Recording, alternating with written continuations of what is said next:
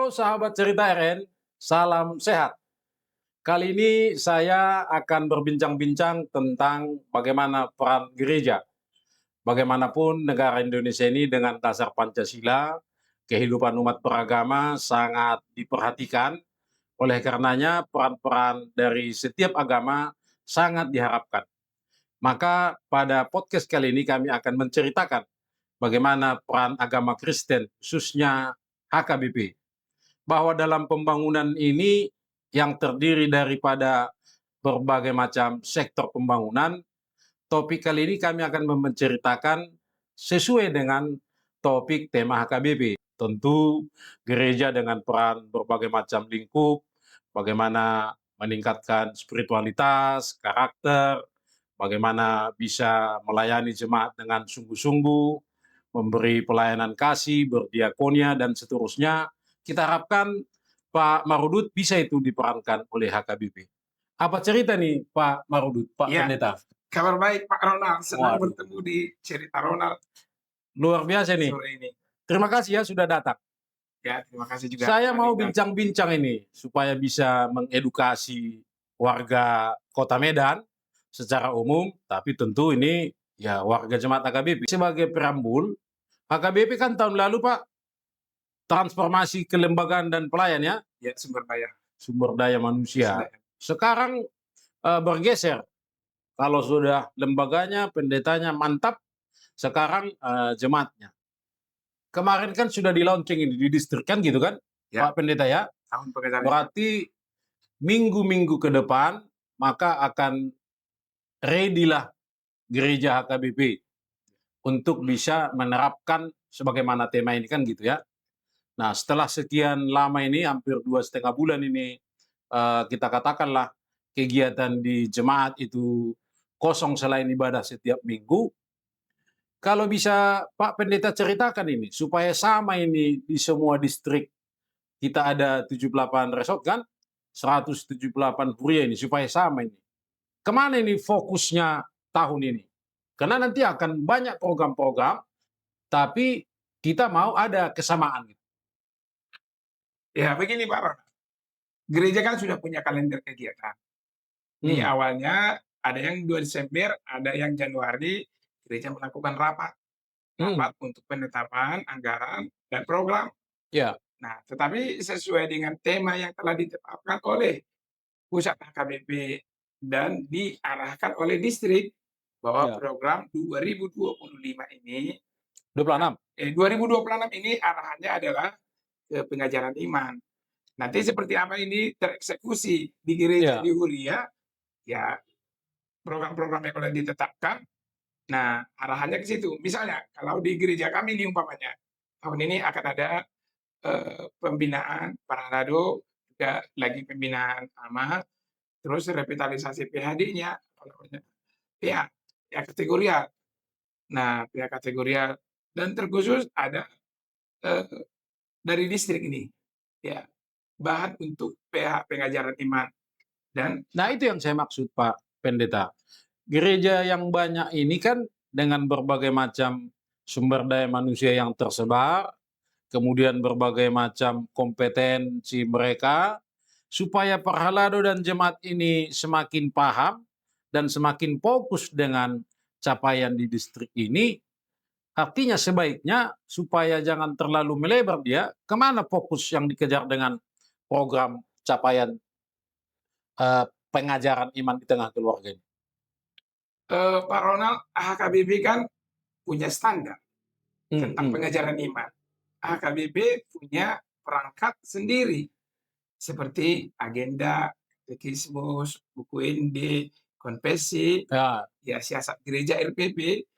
Nah, nanti di program ini, ya bagaimanakah ini menjadi semakin berakar, semakin bertumbuh, semakin mengenal ya perangkat-perangkat ini.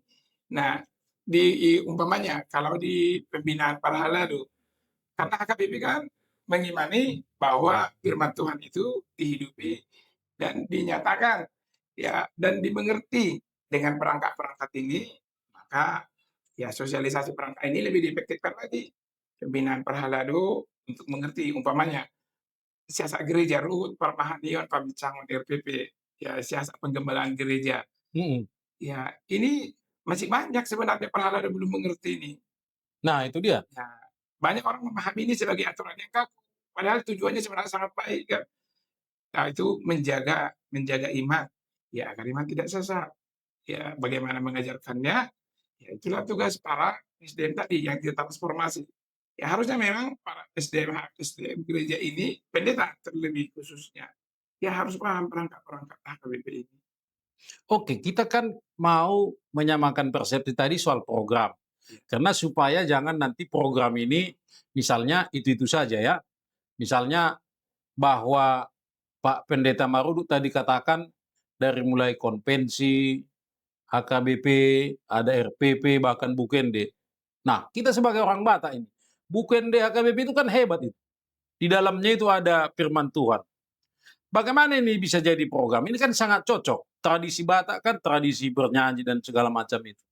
Nah, gimana menurut Pak Pendeta bahwa program itu dalam sesuai dengan tema ini yang ada korelasinya dengan bukan di HKBP juga? Gimana menurut Pak Pendeta? ya, buku Indie HKBP kan hanya salah satu bagian dari perangkat. Betul. Ya. Dan salah satu keunikan dan kekuatan gereja HKBP, ciri khasnya menjadi ikonnya adalah buku Inde.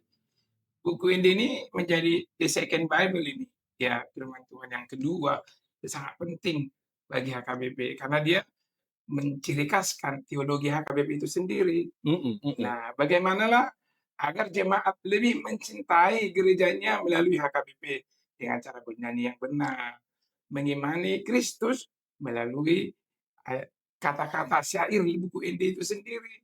Ya, kecintaan kepada buku Inde, ya akan meningkatkan jumlah partisipasi jemaat.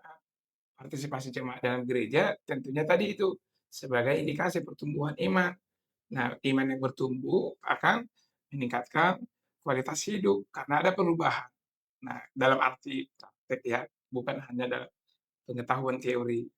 Tapi ketika jemaat mencintai buku ND, dia akan rindu untuk gereja. Karena buku ND yang menjadi ciri khas HKBP ini disosialisasikan, dijemaatkan. Nah, begitu. Dan inti tadi SDM HKBP, ya pendeta khususnya harus mahir buku ND, harus cinta buku ND. Iya. Ya, begitu. Nah itu tadilah bahwa dari segi yang namanya program, karena yang saya dengar dan saya juga bisa melihat apa yang akan dikerjakan oleh distrik misalnya itu kan soal bagaimana keluarga melakukan doa-doa syafaat kan gitu kan. Nah, tapi dari segi program supaya jangan jadi monoton, kemudian kekayaan HKBP itu kuat di buku ND. Nah, makanya tidak salah mungkin bahwa program itu bagaimana menggeliatkan, bagaimana supaya apa istilahnya itu bernyanyi dengan ibadah UKND itu lebih menyala kan gitu, Pak Pendeta ya? Ya begini Pak Bambang, HKBP itu kan sudah mengimani tugas panggilan gereja itu, diakonia, koinonia, dan marturia. Iya. Semua program dibagi berdasarkan tugas panggilan gereja ini. Di gereja ada dewan-dewan, dewan marturia, dewan diakonia, dewan koinonia yang punya bidang masing-masing.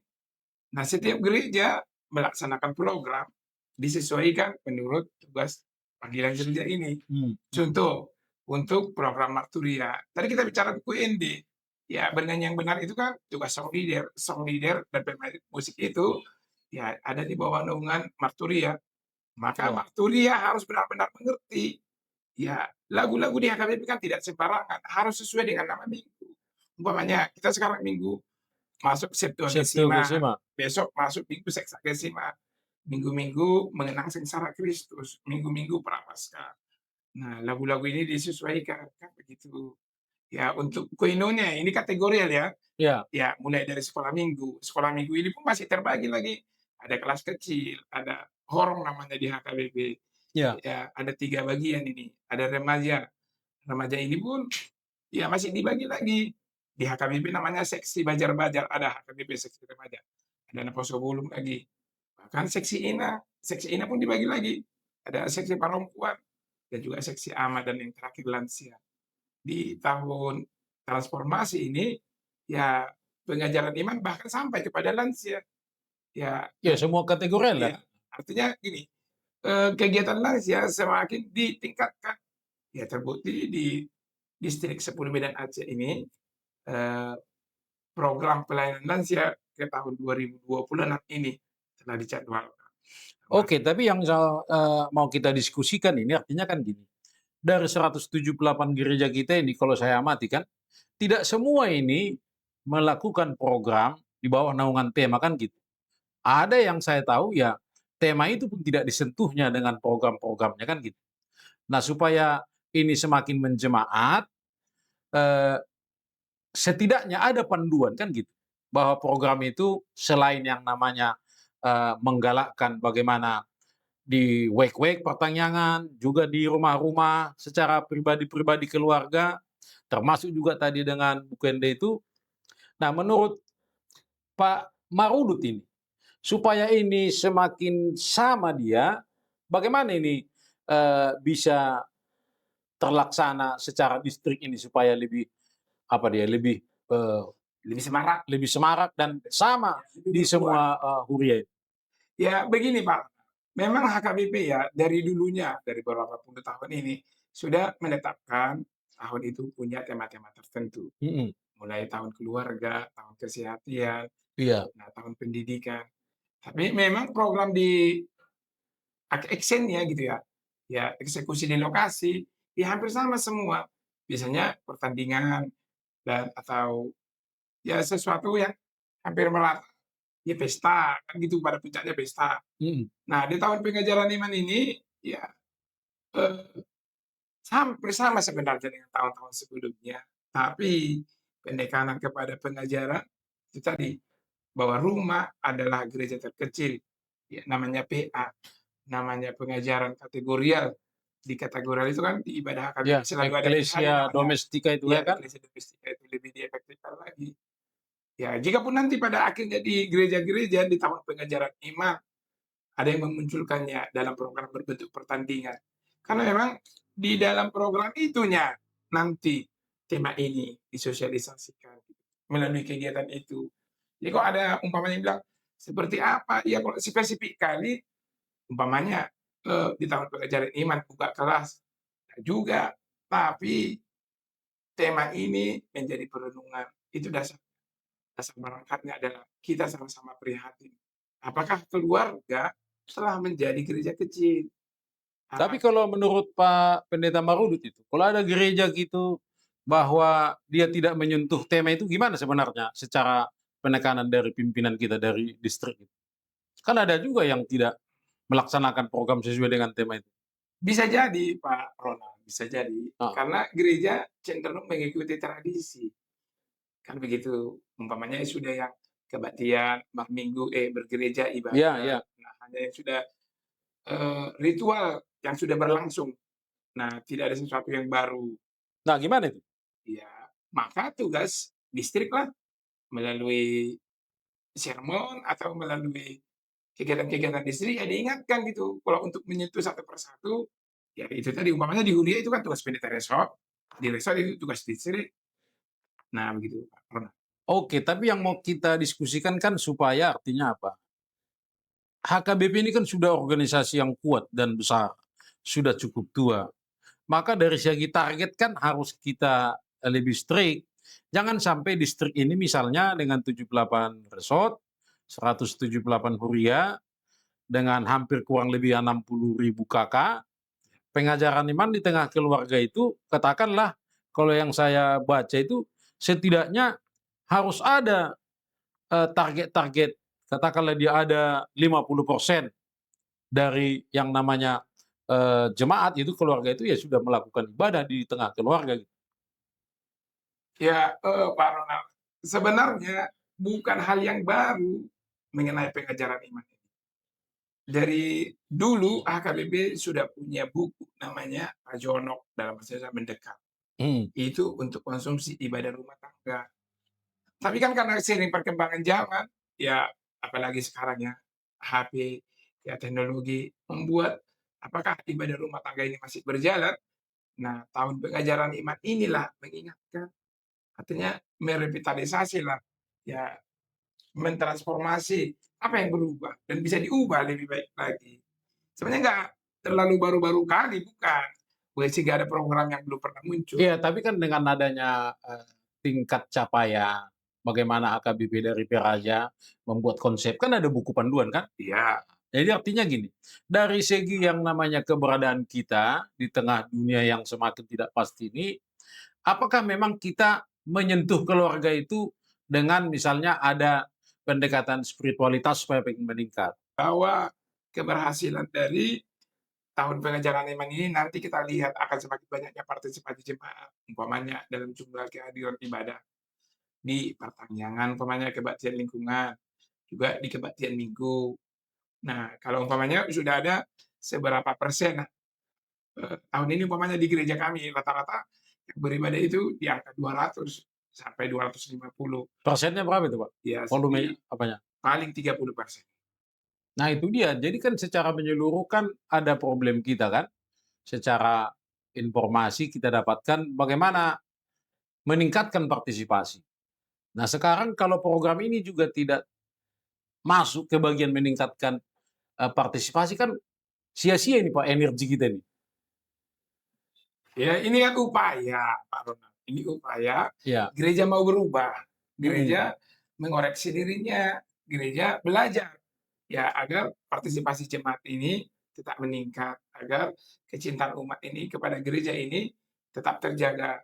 Jadi kalaupun HKBP melakukan tahun pengajaran iman keluarga, ya itu tadi kita harapkan di 2026 ini, ya jumlah jemaat yang beribadah semakin bertambah. Tapi itu tadi Pak Ronald, kalau umpamanya kita melakukan ini dengan program-program yang kita bilang tadi kan, kita mesti seragamkan semuanya, kan. setidaknya supaya ada, kebersamaan, tidak ada yang tertinggal, tidak ada, yang akhirnya tercecer dengan program ini, dengan tema ini itu saya, maksudkan. Itu maksudnya ya. Ya pasti ada lah, gereja yang umpamanya begini Pak Ronald, gereja yang tidak memiliki, ya pendeta umpamanya, kan hanya dilayani oleh para lado. Ya, Ya itu kemungkinan kemungkinan ya. Kemungkinan mereka juga akan ya pimpinan jemaatnya tidak full timer iya, misalnya. ya mereka tidak akan tersentuh. Nah, diharapkan menjadi pionir pengajaran iman ini adalah full timer dan harus komitmen Nah itu dia, dan jadi artinya berintegritas. secara konsep maunya kan distrik ini sudah harus komprehensif. Masuklah dia ke problem. Ini diskusinya menarik ini, tapi waktu kita singkat. Karena kita bicara keluarga. Keluarga ini kan tentu ada strata sosial dengan berbagai macam latar belakang, tingkat pendapatan, tingkat pendidikan. Keluarga dengan berbagai problem itu apa konsepnya? Ada ini yang KDRT lah, ada anak terabaikan, ada perceraian, dan seterusnya. Nah konsep tentang ini kan harus ada Pak. Ya, Tentu kan gereja harus menjawab ini juga di tengah-tengah keluarga itu. iya benar Pak. Hmm. Salah satu dari penekanan di tahun pengajaran iman ini adalah ya efektivitas dari fungsi pastoral gereja. Ya para pendeta full timer melakukan perkunjungan. Kalau bisa person to person, face to face. Berkunjung di pagi hari, berkunjung di saat bisalah kapan keluarga ini senggang. Ya dan lebih mengenali jemaatnya, mengenali domba-dombanya. Seperti Bapak katakan tadi, setiap rumah ini pasti punya pergumulan. Dan mereka mau, dan mereka ingin gereja menjawab pergumulannya Iya. ini. Dan yang sebenarnya mereka hanya membutuhkan kehadiran para full timer, menyentuh, bahkan hanya berdoa di sana dan mendengar ya keluhan atau pergumulan mereka. Ya kalau mereka merasakan kehadiran full timer, ya itu kan sudah sebagai pengajaran iman bahwa dia di saat bergumul ada orang yang bersamanya untuk merasakan pergumulan itu. Oke, Pak Pendeta Marudut Siombing MDiv. Waktu kita singkat, saya pikir ini sudah mengedukasi, tapi setidaknya lewat podcast kita ini kita mau sampaikan bahwa yang namanya transformasi pengajaran iman di tengah keluarga, bagaimana pelayan yang tahun lalu itu sudah dibekali supaya lebih confirm, supaya lebih transformatif, berarti akan lebih kreatif dia melihat kondisi jemaat ini dengan berbagai pergumulan. Jadi terima kasih Pak Marudut, kita harapkan HKBP Distrik 10 Medan Aceh ini semua pelayan full timernya ini bisa masuk bersama Perhalado melihat kehidupan nyata dengan berbagai macam problem sehingga memang jemaat-jemaat kita yang hampir 60.000 kakak itu 60.000 merasa ada sentuhan kan gitu Pak ya, Iya. ada pelayanan. Pak Pendeta bilang tadi bisa datang langsung. Jadi sukses ya Pak Pendeta Marudut di tahun 2026 ini bisa melaksanakan tugas pelayanan khususnya di tengah-tengah keluarga jemaat kita. Ya, terima Terima kasih kasih. Pak Ronald, senang Iya, berada di cerita terima orang kasih. ini. Ya.